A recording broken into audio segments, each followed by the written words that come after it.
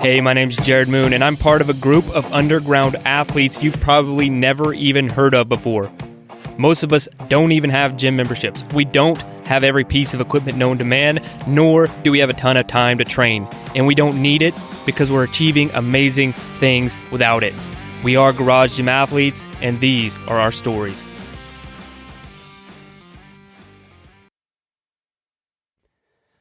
All right, ladies and gentlemen, Jared Moon here, and welcome to the Garage Gym Athlete Podcast.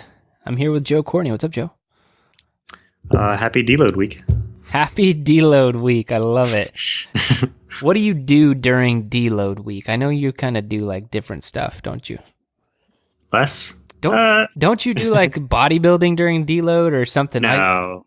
Once upon a time? Am I just making this up? Sometimes I just kind of do whatever I felt that I needed to do that day. Like I'll still hit whatever the lift is at a lower volume, but then it's like, oh yeah, I'll just kind of feel it out.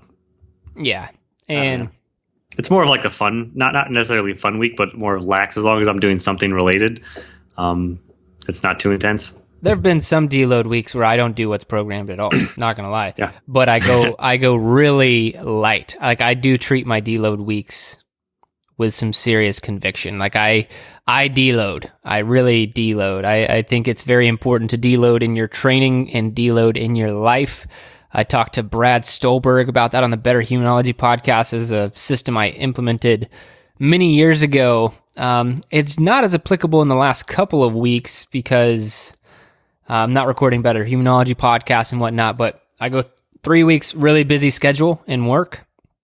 And busy schedule to me, I'm talking about actual schedule like calls and podcasts and all this stuff. And then that fourth week, obviously still working, get a lot of stuff done, but I completely block off my calendar where people can't talk to me, because that really frees me up mentally. So I deload in my work life and I also deload in my training, and I think it keeps me sane. It's very, very important. And if you're not deloading in your training, I highly recommend it. All right, so we have 6 days. Let's get to the countdown. 6 days until Fit Week, because this is being published on Monday. So really, this next week, the programming will drop, and we will be into our Super Bowl week. So hitting up Fit Week, testing a bunch of different parameters. You're going to have those optional workouts this time for all of our athletes following the programming. So you have the Fit Week testing. If anybody's interested in, like, we will talk more about Fit Week in the next podcast episode. That's our plan, like during Fit Week, to kind of explain it more. But if you want to like learn more about a Fit Week, you can go to end3fitness.com/end-method. Yeah, I just said the straight URL, so you can go check it out. But you can check it out, and you can even download our Fit Week for free. All the things that we test. You don't even have to enter in your email. Just click on the document and it'll pull up. We have made some slight modifications to it, but Fit Week's really important. Keep our athletes moving in a solid concrete direction and not just exercising to sweat and burn calories. Very important to us. So that's it, man. 6 days to Fit Week, and then like 13 days, pretty much 2 weeks until the new cycle. Very excited. Very excited. On a scale of 1 to 1,000,000, how excited are you? 750K. Dude, that's like, it's a $250,000 not excited. Well, I'm warming up. I'm easing into it. I've got 6 days. Got plenty of time. 6 days plus. Yeah, 13 days actually. Yeah. Joe is well known for high levels of excitement at all times. Yes, all times. Not really. All right. Okay. Past week, man, how did it go for you? What's going on in your world?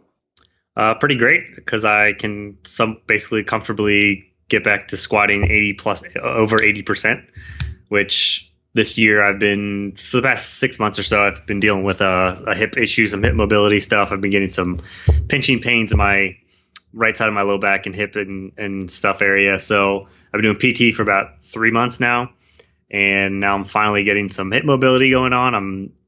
Things are moving how they should. Hips move individually. I hear that's a good thing. And so I can squat with relatively no pain, and it's still getting better. So I like that. Definitely good, especially coming to, if I decide to max out again. So physical therapy works. Yeah, and like I could still function completely fine before. I was still hitting my normal numbers. I just felt some pain that I shouldn't have. So it's not like I didn't wait until I absolutely needed to and I couldn't move to go to physical therapy. I felt the problem. I went and got it looked at and stayed ahead of it, because the longer you wait, the more bad habits and overcompensation. I even still had some overcompensation. I would twist a little bit when I squatted because of it. So it's good to stay ahead of things. Yeah, I mean, physical therapists are our friends, and that's one realm I don't even try to pretend like I'm educated in. I think that some people don't realize or understand how much education a physical therapist actually gets. Like, this is They're not actual doctors. Yeah, they are doctors. They didn't go to a weekend seminar for 2 days and now they're a physical therapist, and they're not massage therapist, an actual physical therapist. Doctor of physical therapy has gone through some significant schooling. And so I think it's foul sometimes, most of the time, for a coach to provide anything beyond, typical form recommendations and some basic mobility work. I think that's necessary as a coach. But once someone has like a huge imbalance, I don't really personally believe it's the coach's spot or place anymore to try and help that person, because you could end up doing more harm than good. We don't have the education. We haven't been through the schools. We don't have the experience. So if you have an issue, ask your coach. If you're one of our athletes, ask us.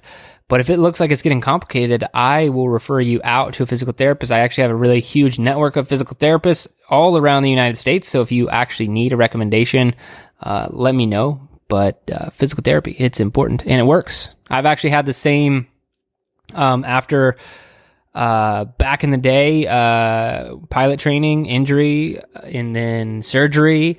I had to do a lot of physical therapy for a long time after that to get me back to operating at the level I am now. And big believer in taking care of yourself for that reason. Man, what else you got? We're gonna hop into that. Are we gonna do that here? I'll talk about something that's been really helpful. I mentioned this, I think, several weeks ago, but the fastest version of Murph that you can do will be the fastest you can move in the fewest amount of sets. So the less you can partition. I'm not saying, well, I mean, technically, if you could do 100 unbroken pull-ups, 200 unbroken push-ups, and 300 unbroken squats, just unbroken, that's probably the fastest way to do Murph. Otherwise, partitioning. But the shorter you can partition is the faster you will go. So a lot of athletes listening to this are doing the EO3 Murph project, hitting up Murph every week. I would really like to start challenging you. If you're doing the sets of 20, so 5, 10, and 15 on Murph, try and knock that down to, 15 or 10 or 5. I'm down to 3 right now. And it's not, with no vest, it's nearly perfect. Like I can hit the 33-ish pull-ups that I need to do, and then all the other repetitions. With a vest, I'm getting closer to being pretty solid at close to 4. That third and fourth set are a huge challenge, almost enough of a challenge to slow me down. But trying to get those shorter and shorter. I know last time I did the Murph project, right near the end, I was able to get it in 2 sets, and I'm pretty sure that was no vest, but 2 sets. Yeah, I'm like 99. I don't think I could do that. If I was, that would be crazy. But I did it in 2 sets, which was something I wanted to do, because that's something that you need to work on, is partitioning it the least amount while still continuously moving. So last time, no vest, I was able to do 50 unbroken pull-ups twice, 100 unbroken push-ups twice, and 150 unbroken squats twice. And the squats aren't actually that bad. Like, was an unbroken squat, just like that's not too bad. But the 100 push-ups I was really proud of, and the pull-ups I was really proud of. I did rest in between a little bit, though. I won't say that it was just like boom, boom. I really wanted to be able to do it in 2 sets and say that I did. So I did rest, which slowed me down, but it was well worth it. Yeah, I think the continuous movement is pretty important, because that's how you know you're kind of in the right spot and not sitting there for a long time. It seems this past Memorial Day, the cool thing was to do non-partition, because that's just how they did it in the CrossFit Games. And I saw a ton of people doing that, but then like their times were probably twice as long. And I'm just thinking like, okay, that is a different kind of challenge, but which way is actually harder? And I think after 15 rounds, when I feel like I'm going to vomit, I think that's way harder.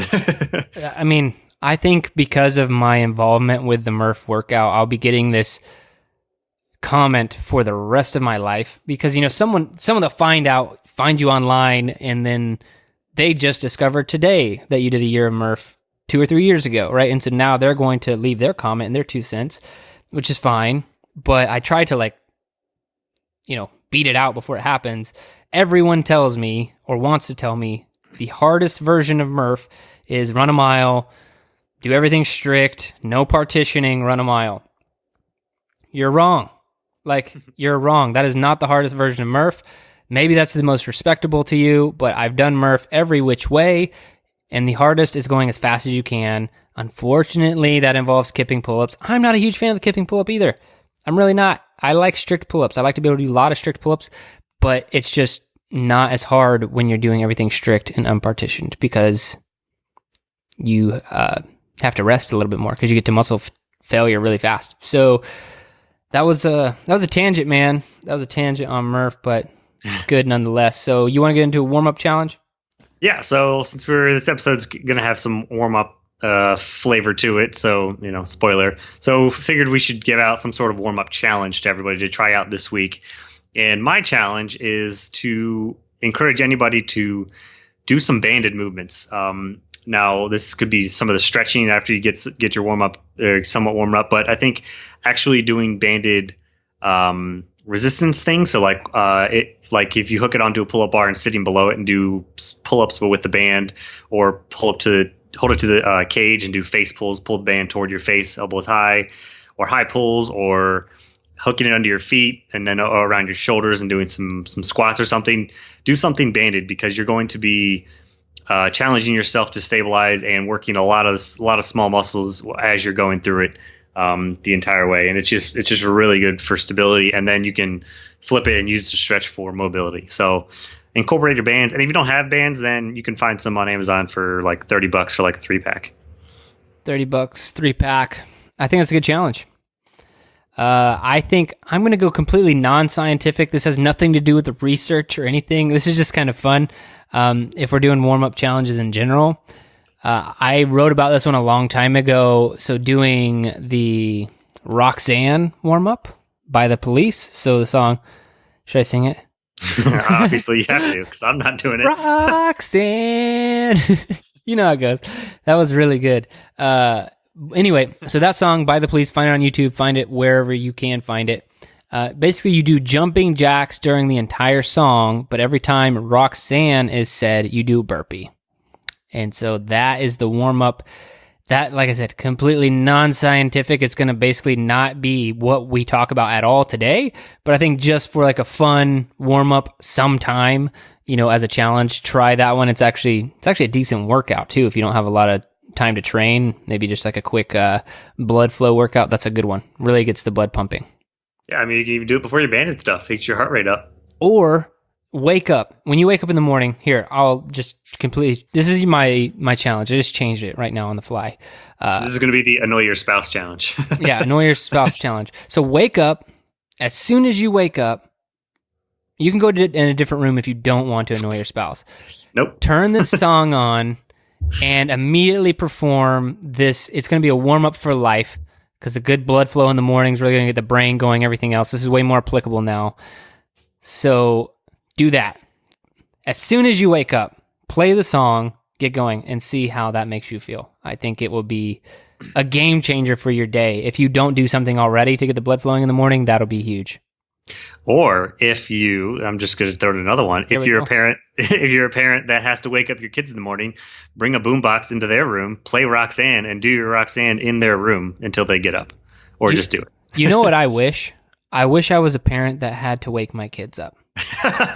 That life goals. That might be a thing when they get older. So I have a 7-year-old, 4-year-old, and not really a baby anymore. It's 13 months, going on 14 months.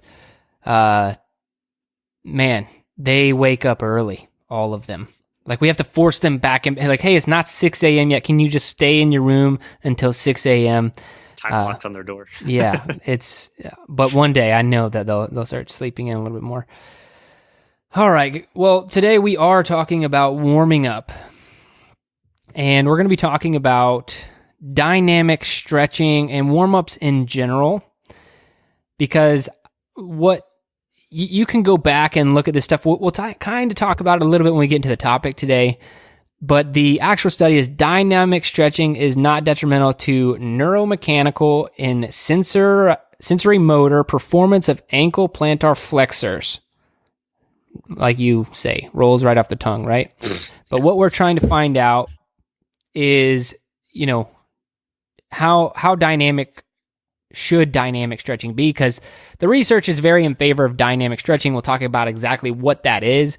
But dynamic stretching is probably a good idea before training, while static stretching probably isn't. That's almost like a fact. If you didn't know that, I'm very glad that you're listening to this podcast.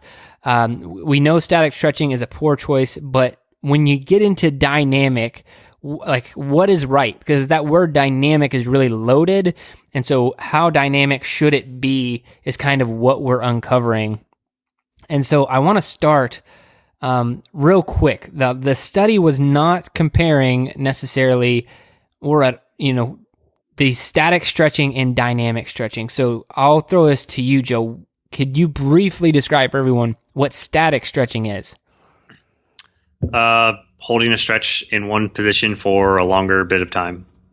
Yes, there you go. So holding, like touching your toes for 2 or 3 minutes, stretching your quads for several minutes, like all of these things, like really long holds and stretches. These things are good for you. They're just not good for you right before you train. And so that's just really bad placement because it elongates the muscle. Research tells us that kind of ruins the stretch shortening cycle because the muscle stays elongated for a longer period of time. And now you don't have as much, your muscles aren't able to produce as much force. And if you don't believe this, like you can do a very easy self-experiment. I know I have, and that's what got me. Once I started paying attention to these things, it was very easy to get away from static stretching because I did a lot of static stretching back in the day. Not like crazy or aggressive, but back when I first started working out, I didn't really know what to do. And so I was like, well, yeah, I know I'm supposed to warm up or stretch. So I would do really long static stretches. Then after I started doing reading and research, if you want to do bench press, try stretching out your pecs, just arm up against the wall, things like that, and hold that for like 3 minutes on each side. Really stretch out your pecs as much as you can, or your quads and your hamstrings. Try like really stretching those things out. And then try doing some bench press or some push-ups, or just try doing some barbell back squats after those really long, aggressive stretches, and just see how you feel. It's probably going to be enough data for you right there as an individual to get away from this static stretching if you're currently doing that. Now, if you are already doing dynamic, this is the question we get, okay, like, what the hell do you mean by dynamic? How dynamic? Which exercises? And hopefully this study will uncover some of that. Unfortunately, we're going to end with semi-generic recommendations, but that's what we're going to get into. So let's do that. What they did was, let me see how many people they had in here. 9 males, 9 females participated in the study. They were active but not specifically resistance trained, and then subjects could not have had a lower body injury within 6 months prior to the study. And so they would have them do both slow dynamic and fast dynamic. And so the study compared the effects of performing either slow, and here's what they mean by slow: repetition cadence of 50 beats per minute, and fast repetition cadence of 100 beats per minute. So if you turn on a metronome, that is the pacing of their repetitions. It's pretty freaking fast. Yeah. And they would do that, and they wanted to see what these dynamic stretching techniques had effect on acute strength, range of motion, and muscle and tendon length. So that is what they were comparing and looking into. Let's see. As you might expect, both speeds of dynamic stretching tended to improve performance and range of motion and tended to improve muscle stiffness, which is a positive adaptation for acute force production. We'll talk about that. And another key takeaway is slow dynamic stretching led to possibly greater improvements in strength and muscle stiffness than the fast condition. Therefore, dynamic stretching is likely a good idea before training, and it doesn't need to perform in an overly aggressive manner. So those are kind of like the study and the takeaway up front, because I want to talk about more of this, some of this other stuff, but you should be doing dynamic stretching. Check. That is like one of the big takeaways. Like I said, we're not getting into that as much, but when they started comparing things like torque, concentric, eccentric, muscle strain, force matching, like all these different things. I'm just reading some of the measures they took. Range of motion. Let's see. It was 1, 2, 3, 4, 5, 6, 7, 8 different measures. Slow dynamic stretching beat out. Let's see how many times. 1, 2, 3, 4, 5 times, with a couple of them in the trivial difference. So slow dynamic stretching, definitely the better option to go. And let me get into some of the why here. So this is actually kind of like a surprise for most people because they don't know how to go dynamic. And sometimes you see dynamic people really aggressively, like arms across the chest, or kicking their legs up really fast, and like all these crazy dynamic effort movements. And you don't need to be like ballistic. That's actually a term in warming up. And I'll go over that when we kind of talk about the topic a little bit more. But you want to start to simulate the movement that you're going to be doing in a very particular manner. But what they found in the slow dynamic stretching was it acutely increased muscle stiffness, which is very beneficial for force production. So we kind of talked about that with the slow stretching or the static stretching. So when muscle is stiffer, it can store more energy during the eccentric phase, producing greater force on the concentric, doing to maximizing the stretch shortening cycle. So you want some of that muscle stiffness, and you do that through dynamic stretching. It's going to give you more power in both phases of the movement. So you really want to be able to do that. And the really interesting finding is that muscle stiffness likely improved more in the slow dynamic stretching condition, and concentric and eccentric torque possibly improved more in the slow condition. So just overwhelmingly, slow dynamic stretching seems to be the way to go. Based off of all that I've covered so far, before I give like general guidelines, do you have any questions, comments, concerns about that stuff? No, I don't think so. It's pretty easy. All right. Well, then let's get into like how to do it. All right. So you want to be doing the movements in a specific way. And the 50 beats per minute cadence thing, that might be good for you to like actually download a metronome app and try it out, see what that cadence is for you. But the general guidelines are to use 5 to 10 different bodyweight movements for about 8 to 12 reps each, with the dynamic stretching routine lasting about 5 minutes. So that is pretty generic, but it's very specific to what you are doing. So if you're squatting, maybe you're doing quick squats, air squats before you get going.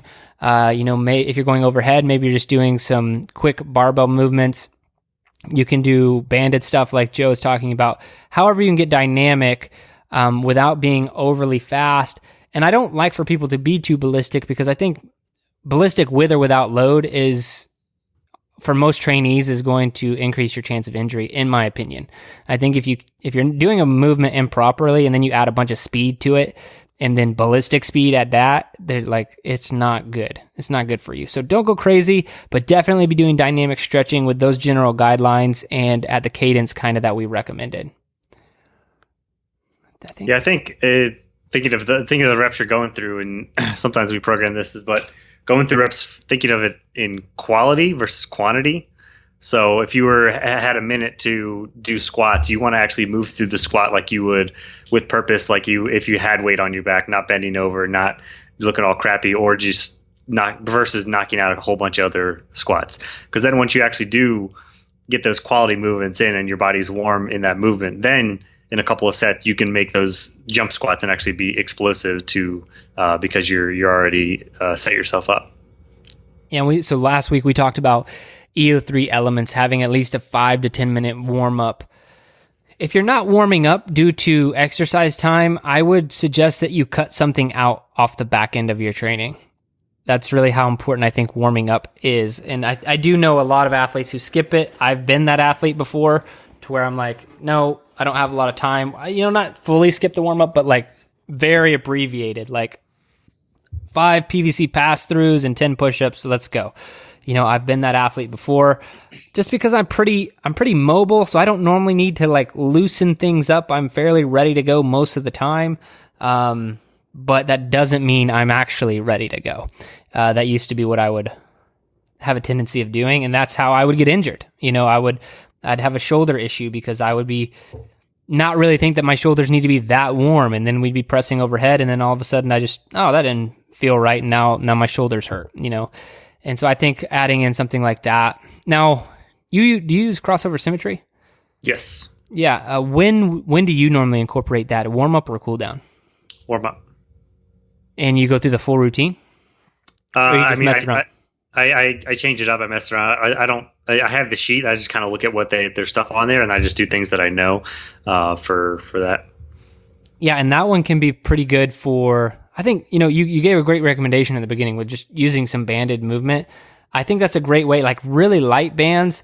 Like not talking into getting like banded barbell training. That's an entirely different thing. But just using some bands in your warm up is a great way to prime your muscles in this more dynamic motion, because it's going to slow you down enough, but not too much so to where it's like pure resistance training to where you're still doing like pretty slow dynamic movements. So my main takeaway for everyone is, first, if you're not warming up, please start warming up. Just do it. We'll talk a little bit more on kind of our process and our take on the full warm-up process and what we think you should do. And then 2, get away from static stretching if that's what you're doing, and start doing dynamic stretching. And dynamic stretching is just moving relatively quickly. If we didn't make that very clear, like dynamic, you could do air squats dynamic, you could do jump squats like Joe's saying, you could do banded movements, but anything where you're moving fairly fast, but not too fast. And so it's just really priming the muscle for movement, for activity, and try to keep it specific to the activity that you're doing. Like you don't want to spend 20 minutes warming up your shoulders before back squat. I just feel like some of that stuff is like, pretty easy to understand, but just in case anyone out there missed it, there are some ways that you want to warm up and don't warm up. So that's my main takeaway. And that's what the science says. The science says don't do the static stretching, do dynamic, and keep the dynamic fast, but not too fast. So that's what the science says. Do your warm-ups, do them correctly. All right, now for the topic, we're going to get into talking about warming up. So I'm going to give you an opportunity, man. What kind of process do you kind of go through when you are warming up? What are the things that you're thinking about and doing? So the first thing is always getting my heart rate up. Generally, I jump on my rower just because my Airdyne, I broke my Airdyne, RIP. And so it's just like gone. It's officially. Oh, so like when I actually pedal at like a rate, I think one of the, like, you know how bikes, the gears, like the teeth, Liz says she thinks one of the teeth broke off. So as the chain gets to a certain point, it skips. So that the pedals skip as I go. And so I can still kind of use it, but it would just really annoys me for the pedals to skip. And I'm just like, oh. Yeah, that's like you glide for a second, then catch. That would be. Yeah, and it's like really small, but it still does it. And yeah, so I broke my Airdyne because, power. I'm sorry to hear that, man. Well, I'll let you get back to your warm up process.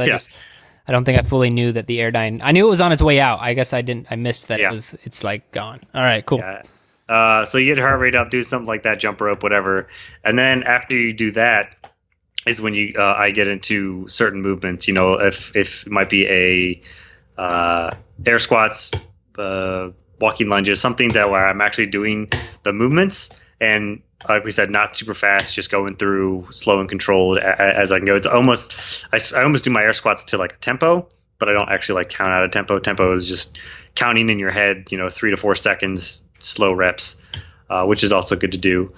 And then after I get a couple of calisthenics in and out, and then I will kind concentrate somewhat on form. If I'm doing a barbell movement, then I pick up that barbell and I do that movement with an empty barbell. Always with an empty barbell for about 10 reps. One of the things one of my coaches in the past always said that even pro lifters warm up with an empty barbell just to reset their form. All right. Sorry, that clicking was throwing me off. Oh. And then, so once the form gets settled in, I might see what, because you're going through that movement, I might see what's might be hurting, see what I need to do mobility wise, see what I need to smash, and I target that area. So how long would you say your warm up is, man? It sounds pretty thorough. Sometimes it depends on, if I'm squatting, then it's a long warm up. It might be 10 or 15 minutes, but I also include I do mobility as I'm adding weight to the bar, kind of, to just like, I'll do some mobility and then I'll get to the weight, and then as I'm adding weight, I might find something else that kind of is bothering me. But if it's other things like press, I can usually warm up pretty fast. So it just depends on how I'm feeling that day and what's going on with the lift. That's not too bad. 10 to 15 minutes. I thought it sounded like, you're talking about smashing and some other stuff. It sounded like, but I guess you can go through all that pretty fast if you're targeting the area you need to. Yeah, once it's regimented. I mean, right when I get off the rower, rowing's about 2 minutes, and then right when I do that, I'll do some lunges, I'll do a couple of movements like that, and then whatever I'm feeling, I grab the ball, I smash, and right then and there, that's probably 6 minutes, 7 minutes. So smashing has been huge for me, especially with my shoulder, specifically my deltoid. I just feel a lot of sticking in my shoulder if I'm going overhead and I haven't smashed specifically my deltoid. If you're unfamiliar with anatomy, go check it out. The deltoid right outside on the outside of your arm there. But that loosening that up has helped me a ton in the smashing category. That's probably the only time I really do it. Now going through my warm up, I'll give everybody my actual favorite warm up that I do multiple times per week. I've probably mentioned it on at least some episodes somewhere, but for about 2 to 3 minutes to get warm, just like Joe was talking about, get the blood flowing, which is very important. I row. I specifically row. I do I kind of trade off every 30 seconds for about 2 to 3 minutes. I do just straight rowing, and then I do arms only row, and then I do legs only row. And the reason I do that is because rowing by itself for 30 seconds, going to get the blood going. And the reason I really like rowing is because it's really engaging almost every single muscle in your body when done correctly. So I think it's a fantastic warm-up as opposed to just running, like just a jog, I don't think is like spectacular. And then going from that to arms only, which you still hinge at the hip and pull back and then pull with your arms. And what this does, if you slightly bend your knees, is you get this huge hamstring stretch and then biceps, shoulders, everything. So that one feels really good. It loosens up your posterior chain and also gets a lot of the upper body engaged as well. And then legs only, just really helping you get your hips ready for being explosive, because when you do legs only, your arms should be kind of stiff, maybe slightly bent. Really explosive push off the rower, and then open the hips still while keeping the arms straight. So I just feel like it's such a phenomenal warm-up movement for so many different reasons. It hits so many different areas, and that if I'm running tight on time and for some reason I could only do one thing, that would be the one thing that I do. Now I typically always do a bunch of other stuff too, but that one's in my routine at least 3 or 4 times a week because of how helpful I feel like it is for almost any workout I'm getting into. Yeah. All right. So real quick. So 2 other studies that I have pulled up, just for anyone, if anyone thinks that, I know that this is out there to some degree. Some people think that warming up is like taking a little bit out of the tank, right? Like if I do 20 squats before squats, my squat tank is going to be a little less full and I'm going to be kind of tired. Well, there's little evidence, this is a direct quote from the study, little evidence suggests that warm-up is detrimental to sports participants. In fact, warming up has been shown to improve performance in 79% of all criterion examined. So if you have that thought process for some reason, warming up is not detrimental, it only helps. And then I had another study pulled up that basically just hits the nail in the coffin on you want specific stretch shortening cycle muscle actions. They must be included in the warm up for your best results. So that is how you should be doing it. There's a passive warm up that increases body temperature by some external means. General warm up increases temperature by non-specific body movements. So you could just actually get warm outside. And then specific warm up, which increases temperature using similar body parts that will be used in the subsequent more strenuous activity. So specific warm up is the most effective type of warm up that you can do. And I think that's what we all do to some degree. Now, I do want to hit on our block zero technique. What we typically do is we try to get the body engaged, the muscles engaged, and then also have some sort of, for lack of a better term, heart rate elevator in there to get the blood going and then activating certain muscles. I think activation before the activity is really important in warming up. And then what do you do cool down wise? I know this is the warm up episode, but I'm wondering if and when you throw in static stretching, because I mentioned it being beneficial, but do you do static stretching at all? And how do you handle that? Not as much as I should, but a lot. Sometimes if I need to, I'll go and sit on the ground, and I'll sit in different stretching type positions. I'm not like pushing down and stretching really, really hard the entire time, but I'll sit in like a hurdler stretches in both directions, kind of leaning forward a little bit. I'll sit with my legs bent to the side, and then switch to the other side, and then kind of in a sort of pigeon type pose, just to hang out there, but not actually like fully stretched, but just sort of keeping things open and loose versus sitting in a comfy chair. Yeah, I do static stretching really every single morning. So I wake up and do my morning routine, and basically an hour before anyone else in my family wakes up. And part of that process, it's not an hour's worth of stretching. It's really probably only about 10 minutes of stretching, and on top of some other things that I do in my morning routine. But I'm typically loosening all the important muscles, which are going to be quads, hamstrings, hip flexors, some upper body stuff. But the biggest tendency for things to get locked up are what I just mentioned. So your hip flexors, your quadriceps, and your hamstrings. Those are just really big, muscles you have on your body that if you sit a lot, drive a lot, aren't continuously working on them, they have a tendency to get locked up. I do feel like it's a little bit harder to stretch your upper body unless you really know what you're doing. There are some specific exercises that you can do.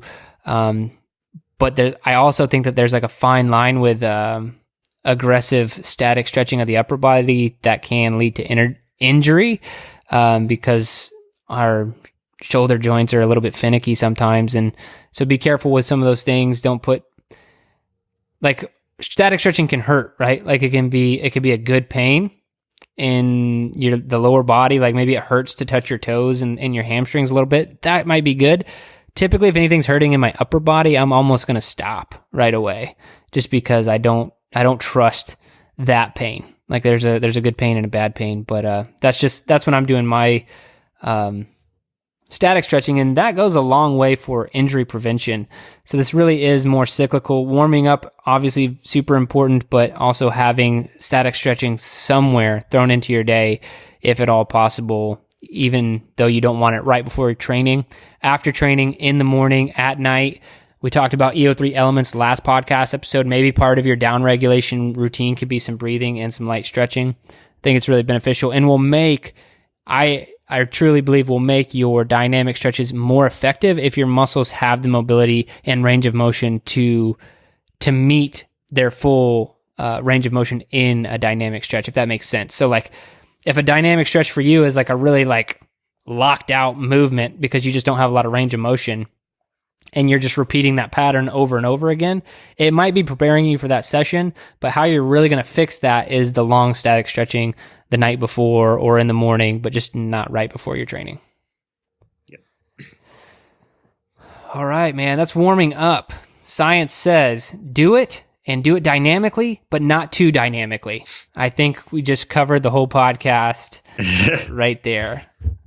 Any other tidbits, points you have for warming up or stretching? No, I don't think so. I covered a lot of bases. Yeah, and if you are one of our athletes and you're like, hey, this was interesting, I want more information, you have access to something we call The Garage. And The Garage has an hour-long webinar on guess which topic?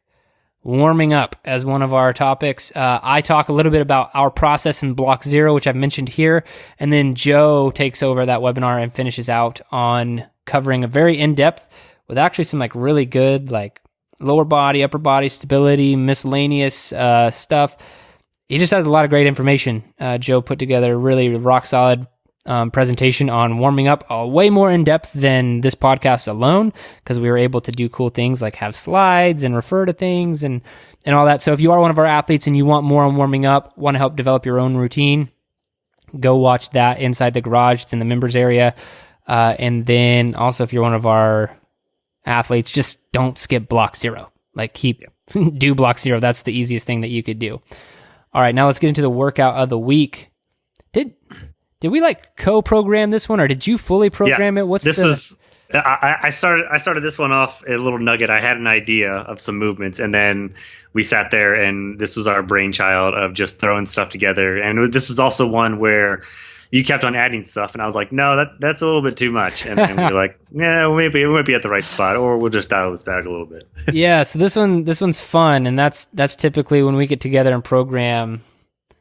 That's typically where the conversation goes, where I like to take it to where Joe's like, and now he knows, so he might just start doing it way earlier when he's like, no, that's going to kill people. I'm like, all right, we'll back up. And I just want to talk, so the workout's called Old McDonald, but I want to talk about Meet Yourself Saturday just in general terms for a second. If you've been listening to the podcast so far, you're one of our athletes, you understand that I really love to program, to calculate, to think out all of the programming in every single track and make sure that it's moving people forward in a systematic fashion. But that's not what Meet Yourself Saturday is about. Meet Yourself Saturday almost doesn't correspond fully to the training week. Now, in some degrees, we'll make sure that it doesn't overlap or overtax any certain areas, but Meet Yourself Saturday is one, optional for all of our athletes, and two, it's really more about throwing out that playbook, because that's what life is going to do to you more often than not, is force you into these situations where you have to react, find out what type of person you are, where's your grit, what's your resolve. And so the workouts are just really hard, and it's an opportunity for you to meet yourself and get better in the process. This is way more on the mental side of things and not necessarily all about calculated programming all the time. That's also why we leave them optional, because if you just want to see results in our programming, do Monday through Friday, skip Saturday, or do your own thing on Saturday. That's fine. But I just feel like I haven't made that very clear in any of our podcast episodes so far, so I want to hit on it now. Do you want to brief it, or you want me to brief the... I have it pulled up if you don't. I can do it. Okay. So it's going to start off with a buy-in 100-meter plate pinch carry. So you're going to grab a 45 or 25, grab a plate, preferably a bumper or something, but grab your plate, and a buy-in is a 100-meter plate pinch carry. Then you have an 18 minutes max distance plate carry with two hands. So the plate pinch, I believe, is just the one hand, single hand for the 100 meters you can switch, but the 18-minute max distance plate carry is with two hands, and there's rules on it with the brief. You can search for Old McDonald. So the rule is the plate can't go above your neck or below your knees. Yeah. So you can't put it on your shoulders, and I don't know how or why you would carry below your knees, but to each their own. Yep. Hey, there are reasons it could be beneficial. So you can bear hug it, you can hold it, whatever. And then after you do the 18 minutes max distance, you are going to hopefully return to a place where you are. You can do it in place, wherever you take your play on a walk for. And it's going to be 18 minutes AMRAP, 18 minutes, as many reps as possible. 10 burpees over the plate. So it's just like a burpee, and then your plate's on the ground. You're going to jump over your plate, and then you're going to turn around and do another one. So 10 burpee over the plate, 10 ground to overhead with the plate. So grab your plate, tap the ground, stand up with it, plate fully pressed overhead, and then 10 Russian twists each side, and one plate flip. If you don't know what a plate flip is, you're grabbing it with two hands and then flipping it up in the air and then catching it. That's somewhat optional. Be careful with that if you've never done it. Yeah.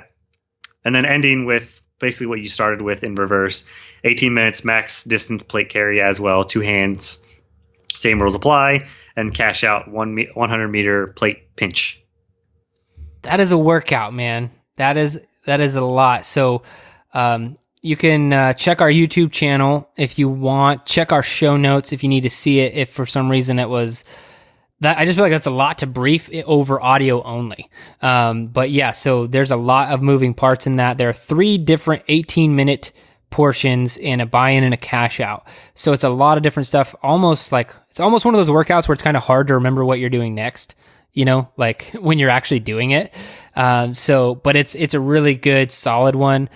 From a tips perspective, man, I don't have a ton of tips other than switch on I feel like this type of advice comes up frequently in these workouts, but on the plate pinch carries, you can switch hands. You can switch hands for that 100 meters. Switch more often and more frequently than you think you should. And this is almost true of anything that's going to involve your grip, because once your grip goes, like really goes, muscle failure goes, it's gone. And it's not coming back for a while. So if you're like, and this always happens, if you feel like you're pinching that plate, maybe it wasn't super heavy for you, and you walk like the full 100 meters or something, like because you're just a badass, you're gonna suffer later, because it's always the first grip in a workout that's really good. Then after that, or maybe you walk 50 meters straight and then you'd finally have to drop, and then it's like, oh shit, I can only hold this 5 meters at a time. So take frequent breaks, take frequent transitions from right and left, and do that more often than you think you should. That way, when you get to the one that's going to hurt the most is the cash out 100 meter plate pinch, you'll have plenty of grip strength left for that. Choose your plates wisely. I know there's some plates, like I know of rogue plates that have almost no lip, and then there's another one that has like a 1 inch-ish lip. So yeah, well, I didn't even think about that. That's and then you could use like a metal plate that's like super skinny, or you could use a bumper plate that's like super thick. Yeah. Problem with the metal plate is those are usually hard. If you put those flat on the ground, those are pretty hard to pick back up sometimes. So thinking of the ground to overhead portion. Yeah, so if you want it to be really difficult, use the metal plate. If you truly want to meet yourself. And that's really where some of this meet yourself stuff kind of comes in. It's not just is the workout hard, it's like, how annoying was the workout? So like if you could make it a little bit more annoying, you're like, man, every time I couldn't pick the damn plate up, like, and you're having a problem with that mental conversation during the workout, that's awesome. You're starting to have this dialogue in which you're learning to control yourself a little bit better. And that's what I really like about these Meet Yourself Saturday workouts. So make it as hard as you can without getting too stupid. But I think that's great, man. All right, Joe, that's it for workout stuff. We're getting pretty close to Fit Week and new cycles. What would you say the number one reason people should join Garage Gym Athlete right now? It is to prepare for Fit Week, because we are going into deload. So at least you can kind of get a taste of our training. And then right off the bat, you're going to be able to see, because programming drops on Sundays for the week. Right on Sunday, you're going to be able to see the schedule for Fit Week, and then get ready for Fit Week, set your baselines, and hammer them out. 100% agree. I think coming in right before Fit Week starts or during Fit Week, great timing, anywhere around that time frame. Even if you come in the first week of the training, that's really good. For all of our athletes who've been training, I always say this, and I'm just going to keep hounding on it. Like, Joe has been talking to us several weeks now on his experiment of completely cutting alcohol out of his diet, and how it's taken a long time, and he's seeing all these prolonged benefits. Joe was not a big drinker. Joe was not like having, three or four drinks every night. Like, it was like occasionally on the weekend he might have a drink, like not a super big drinker, but he completely has taken it out, and he has seen a lot of benefits from that. So if you can start cutting that stuff out now, like drop the alcohol, at least during Fit Week, when we're doing testing, when you're trying to set these benchmarks and PRs, get rid of the alcohol. Also, dial the nutrition in, but don't get too crazy with new strategies. If you want to cut out alcohol, make sure you're sleeping. Those things are all going to be good no matter what, but don't be like, you know what? I heard MCT oil is good. I'm going to have 5 tablespoons before I run my 1.5 miles. That might end up giving you just straight diarrhea out the back end while you're running a mile and a half. So there are some things that are good, but don't change up too many things on game day, or should I say game week. But that's all I got, man. I'm looking forward to it. I almost didn't. I almost stopped mentioning the alcohol thing because I didn't want people to think that I was like a binge drinker or going to AA or anything. Like, I'm doing so much better in life without alcohol. 6 weeks sober, guys. I feel like we probably should have mentioned that like early on and at the front of the podcast, just in case someone didn't make it to the end. Like, okay, so one guy's an alcoholic, one guy really likes programming. Like, okay. Yeah. No, yeah, Joe like hardly drinks, and I still do have alcohol from time to time. It's just, I've been finding it, and you might find this now when you start adding it back in, Joe, is like, I've been finding it more detrimental even after one or two drinks than it's worth most of the time. And so like, that's why I just don't drink a lot now, because I almost always feel shitty, or should I say I don't feel peak. I don't feel like my peak level when I have just like one or two drinks. That next day I'm like, nope, this isn't as good as I like to feel right now. And so running into the wind. Yeah. So, I will have it in certain occasions, but like I said, I've just been finding that there's basically no benefit, really. And so, yeah, I've just been cutting it out. Cool. Well, let's wrap this one up until next time, guys. Thanks for listening to the Garage Gym Athlete podcast. If you want to learn more, go to garagegymathlete.com. You can learn about our training. Let us send you a copy of our book, The Garage Gym Athlete, or you can even get featured on the Garage Gym Athlete podcast. Thanks for listening.